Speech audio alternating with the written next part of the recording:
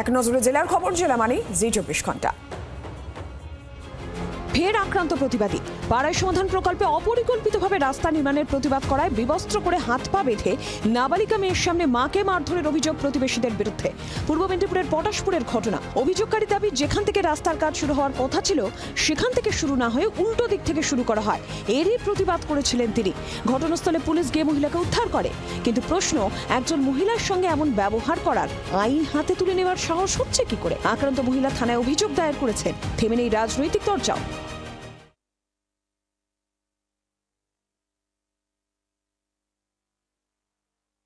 শনিবার তৃণমূল আইএসএফ সংঘর্ষের ঘটনায় এনআইএ তদন্তের দাবি জানালেন নওশাদ সিদ্দিকী। শওকত মোল্লার গাড়িতে হামলা ও বোমাবাজির অভিযোগে 3 জন আইএসএফ সমর্থককে গ্রেফতার করা হয়েছে। চক্রান্তের অভিযোগে সরব নওশাদ। ভাঙড়ের বিধায়কের দাবি, প্রচারে থাকতে নিজের নিরাপত্তা বাড়াতে এইসব নাটক করছেন শওকত। নওশাদের দাবি, বোমাবাজির অভিযোগ যখন উঠেছে এনআইএ তদন্ত করুক।